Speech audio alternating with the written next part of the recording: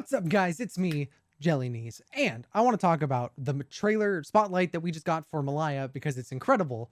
And there's a lot of cool stuff. The Tinfoil Task Force, we did it again. We got almost like everything exactly right, which is incredible, and I'm stoked about that. So, with that said, let's get into it. Get subscribed. So Malaya starts out, they talk about her class and her archetype that she belongs to. So she is a Reaper. She will be able to parkour by climbing up walls, over terrain, things like that. And then the archetypes themselves are Duelist and Fighter. We talked about those in my video about Malaya yesterday. If you haven't seen that, go check that out. We go over it in a little more detail. But this is our second Duelist that we've seen as part of the archetypes, and our first Fighter. Really, all in all, it just sums up that she's going to be really good in prolonged one-on-one fights. So as we kind of get into the video here more, they start to go through kind of her kit, and I want to break down some of that for you guys. So her first ability in this video is Garnet Soul. So Garnet Soul, and what it does is that it's an ability that she will be able to attack enemies, whether it be minions or myths. Every attack, she gains a stack of Garnet Soul. At 10 stacks, she does a AoE hit in front of her and gains health back at the same time. So it's very similar to what we talked about in yesterday's video with that. And I think it's going to be very important for her in terms of how she's able to clear the jungle effectively while staying healthy. So she gets 1 stack of Garnet Soul from minions and 2 stacks whenever she hits a myth. So 5 auto attacks against a myth turns into a proc of that passive, which I think is a good balance. It's not too few, but it doesn't seem like too many at the same time. Her right mouse button, or her special ability, is going to be Hunt of the Dashe. Dashe? Something among those lines. I still have to figure out how to pronounce it correctly. But basically is, or it's Dashi. Dashi, that's what it is. Basically, this radial wheel pops up and she selects a myth on that wheel. Now, this wheel should look very familiar to a lot of you. I did a video kind of covering this wheel a little bit in the past, but we've kind of been teased a little bit about this. And I've always kind of thought that this is probably Malaya's ability in some way. But so what you do is you go on this wheel and you select one of the enemy myths on the other team. And when you do that, they become marked. And what marking does is it basically selects that person. You say, I'm going to kill that person next. If you are able to go and successfully claim that mark by killing the enemy myth, you're going to be granted bonus experience and bonus gold at the same time. So very, very good for Malaya to follow up on those marks and actually take them out. The other thing is that Malaya is going to mark a person if they kill her. So instead her target kills her, the target instead gets the experience and the gold for that mark. That's going to be insane. She's going to be really, really strong if she gets fed, but also going to be very detrimental to her team if she ends up feeding the person that she marks. So it's going to be very interesting to see how that balance plays out when we have a Malaya on my team versus a Malaya on the other team. Something interesting that was thought about that we asked UG as well is if there are Malayas on both teams and they target each other, what happens? And the answer was that the Malaya, whichever Malaya comes out successful and kills the other one, will essentially get double benefits from that kill because she's claiming her own mark and negating the mark of the other Malaya that she killed. So very cool stuff, but could absolutely get out of control. Something I do want to mention here, outside of Malaya's abilities, is that this is the first time we've seen the inside of the Fire Wyvern's pit, for lack of a better way to put it. And so it's a really cool image that we're getting here of walking into that and what that experience will be like. But so after Hunt of the Dashi, I have to get used to saying that still. For Hunt of the Dashi, you see this little like claw mark. That's how you know that person's targeted with that ability. After Hunt of the Dashi comes her first ability. Her first ability is going to be Razor Claws. Now, what Razor Claws is going to do is when she activates the ability, she will gain stacks, or she'll be applying stacks of bleed to the target that she's hitting. So every basic attack will apply a bleed to the person up to a max, I'm sure, but they didn't really talk about that one way or the other. The other interesting thing is that while this ability isn't active, so passively, your Malaya is going to gain attack speed from this. So the higher level this ability is, the more attack speed Malaya will get just inherently as part of her kit, not only for outside of other things. So it'll be really cool to see how that is going to work. They didn't say if when you activate the ability, the attack speed falls off, if it's a give and take on that end, but we'll have to wait and see to know that for sure. The second ability is Retribution. And there's a couple interesting things that we saw in this clip. So Retribution is the ability, and what you're going to see is Malaya has her shield. She gets a little shield bubble around her here. What this shield bubble does is it's going to provide her a health shield.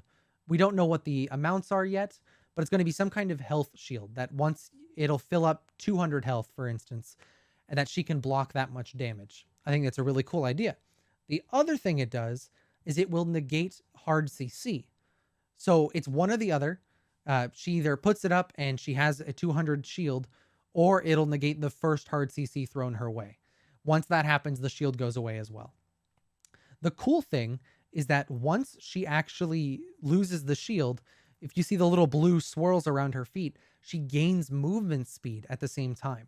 So again, we'll see it here that she gets hit by the ability the first time, but if she activates her shield, then she's able to not only not fall down, not get knocked down because of the ability, she then gains movement speed on top of it. Now, I do want to go back there and note something very interesting. If we look at the beginning of this clip of her getting hit by an ability, we notice it doesn't look like it's coming from anywhere other than in front of her. Or rather, I should say, it doesn't look like it's coming from anyone. What I personally believe is that Talos is still the person casting this ability, and that's Talos's ultimate. We've theorized a while ago on ETE based on the voice line. I think he says like everybody down or get down or something like that. That Talos is going to have some kind of like earth shatter kind of ability similar to Reinhardt in Overwatch. And from this, that's exactly what it looks like. If we wait and see here, it goes out in a straight line, knocking her to the ground until she gets up a couple seconds later. So I think absolutely that's going to be Talos's ultimate, which we'll talk about when we're going to see more of Talos in just a couple minutes here. Malaya's last ability before her ultimate is Crimson Dash. So she's going to be able to activate this ability and get a dash moving forwards. I think it's fairly straightforward. The extra cool thing about this, though, is that she actually gets 2 charges of her dash, which we'll see here. 1 and 2. So very easily, I could see Malaya becoming a very good diver under turrets, that she can pop in with her dash, do a quick amount of damage, and then pop right back out. Very cool idea. I'm interested to see what the requirements in there of, but it also does some damage at the same time, which is very good.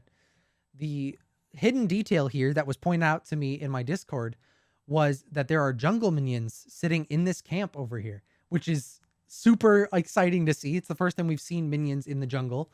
Last week we got Bob the Minion. This week we're getting jungle minions. So really cool to see that. I love that little detail. So thank you, Levy, for pointing that out to me. And then last but not least, we have Undying Garnet, which is Malaya's ultimate ability. This we got pretty much exactly right as well. Malaya is going to keep herself from falling below 1 health for 2 seconds. But during that time and a little bit afterwards, she's going to gain lifesteal on her attacks. So it's very much going to be a last-ditch effort kind of ability. And then she's going to gain massive lifesteal and hopefully be able to either kill the target or out lifesteal them to the point that she can get out cleanly. I'm a little concerned about this ability only lasting 2 seconds because that's not very long. The other thing that I have concern over with it is that Malaya's health only going down to 1 means that afterwards, if she wasn't able to use it for the lifesteal part of it, then unfortunately she's going to be stuck with 1 HP coming out of it, and literally anything can kill her. I think we need either a higher health minimum or a longer amount of time, one way or the other, unless that lifesteal is absolutely through the roof, in which case this ability is probably perfectly balanced the way it is. But that's something we'll have to wait to get our hands on Malaya to be able to say for sure. At the end here, we see some health bars kind of clipping through. I assume those are jungles and turrets, or jungle minions and turrets that'll get fixed later. That's not a big deal. We see her walking through this lane, but she's kind of giving us a little more view of the jungle here that we haven't seen before, which is really, really exciting. And they kind of talk about her abilities, but here we go. Another little hidden detail, Atropos in his cave. There he is. So Atropos is sitting in there. We can see that this is one of the openings. My guess is that there's going to be multiple, because if you look at this, Atropos is facing the side. So I'd imagine he's facing the front entrance and that we're coming up on one of these side entrances. I don't know that for sure, but that's just my guess based on positioning and where I think we are on the map. So she kind of runs around, shows us a little more details. It looks like the lanes have probably been lowered slightly because this looks closer to us than it did before.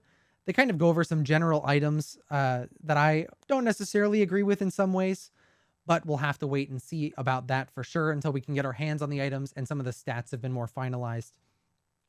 But right at the end here, we get a cool little bit and we see Cyberpunk Malaia and the back animation for her in the game, which I think is a really cool idea to be able to see it in game that we didn't get to see last week. So overall, guys, I'm really impressed with what we've seen thus far. I think this video was better done than the Dante video. Not that that one was done poorly, but I think this one was just a little bit more put together and felt really good. A lot of information here. I might do another breakdown, kind of going into maybe more little details that we notice as time goes on. But otherwise, guys, thank you for hanging out. I appreciate it so much. More of these to come in the future. And make sure you join our Discord, my Discord down below. And we talk about all of this stuff week long, any little details, all that kind of stuff. But if you want to see more Ethereal content, click right over here. If you want to see a video just for you by YouTube, right on the other side, then click the icon above my head, get subscribed, turn the bell on to make sure you don't miss anything else, and I'll see you guys in the next one.